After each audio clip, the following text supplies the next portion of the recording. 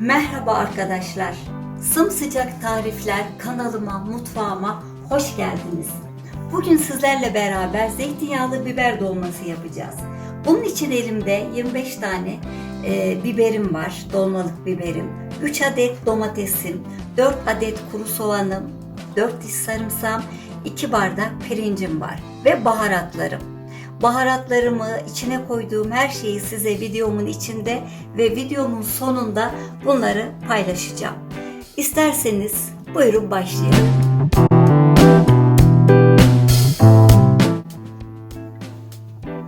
Ben biberlerimi şöyle içinin sapını yuvarlakça kesip sadece tohumunu çıkartıyorum.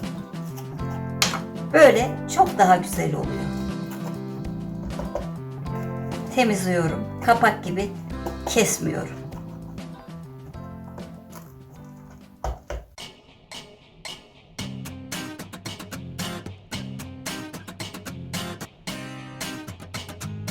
Bu şekilde hazırlıyorum.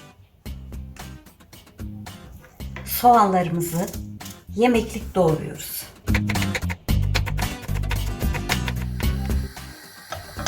Şimdi dolmalarımızın içini hazırlıyoruz. 1 bardak zeytinyağı. Çünkü bol zeytinyağı ister. O 4 tane yemeklik soğanım kıymış olduğum.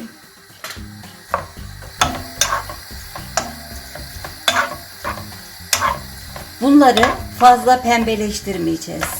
Soğan biraz ölsün, yumuşasın. Malzemelerini koyacağız. Soğanlarımız oldu. Şimdi içine 2 yemek kaşığı kuş üzümü yıkadım. Onu atıyorum. Buna dolmalık fıstık da atılması gerek. Ama kızım sevmediği için atamıyorum. 1 çay kaşığı yeni bahar.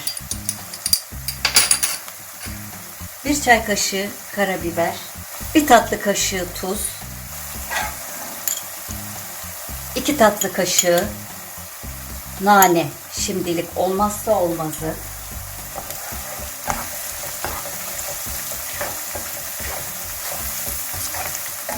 Şöyle bir çeviriyorum.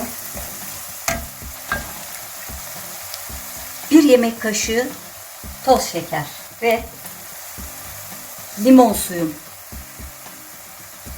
1, 2, yani 1 limon, yarım limondan fazla limon suyunuzu koyun. Ve pirincimi ilave ediyorum.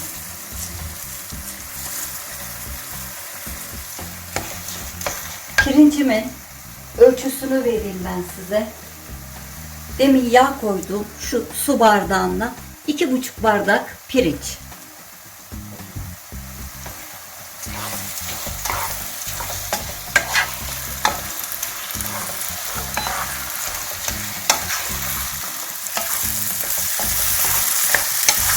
Şöyle biraz kavuracağız. Sonra suyunu ilave edeceğiz.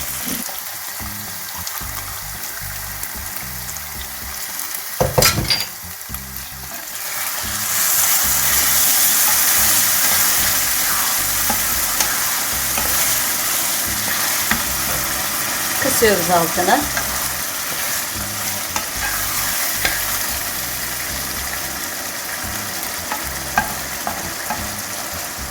Bir bardak su kafi.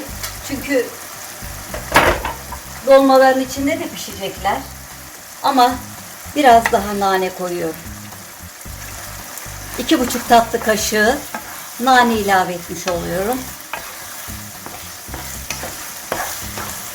İçini hazırladık. Bırakalım biraz şimdi demlensin. Ondan sonra dolmalarımızı dolduracağız. Kapatalım.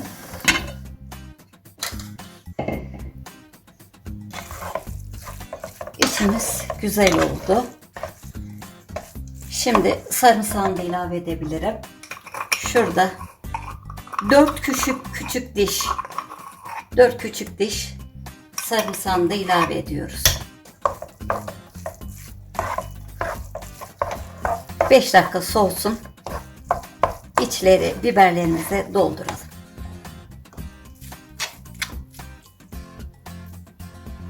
biberlerimizi dolduruyoruz.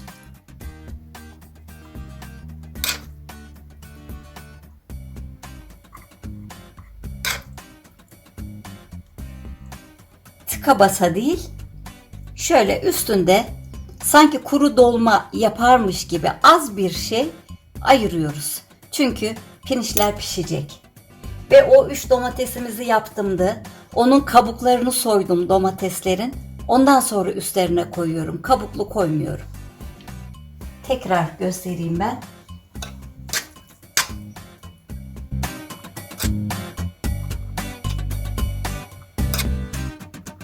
Şöyle yarım, fazla değil. Domatesini de koyuyoruz. Bu şekilde arkadaşlar. Biberlerimizin içini doldurduk arkadaşlar. Ocağın üstüne koyduk. Önce har ateşte, sonra orta kısık ateşte ve dolmaların yarısına gelinceye kadar sıcak su ilave ettim. Şu su bardağının yarısına kadar da zeytinyağı koydum içine. Zeytinyağını koydum. Bir tabak kapatalım üstüne. Önce har ateşte, sonra da kaynamaya başladı mı altını kısarak kısık ateşte biberlerimiz pişinceye kadar pişirelim. 2 yemek kaşığı limon suyunun içine 1 çay kaşığı tuz koyuyorum. Karıştırıyorum.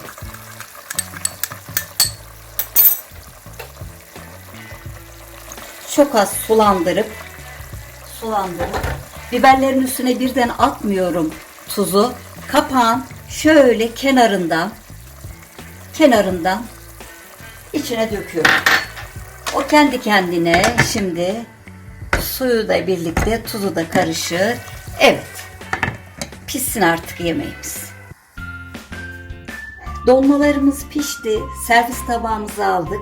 Gerçekten çok güzel oldular. Eğer videomu sonuna kadar izlediyseniz, beni hangi şehirden arıyorsanız yorumlarda yazın. Yemek tariflerimi beğendiyseniz beğen tuşuna da basıp bana abone olabilirsiniz.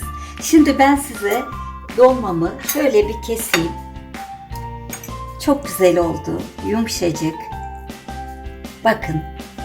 Şöyle içini bir göstereyim. Hakikaten çok güzel oldular. Çok güzel. Daha sıcak da bunlar. Harika oldular. Bunu yapmanızı çok isterim. Yapıp deneyin. Deneyimlerinizi yorumlarda benimle paylaşırsanız çok mutlu olurum. Ben tekrar görüşmek üzere. Hoşça kalın diyorum.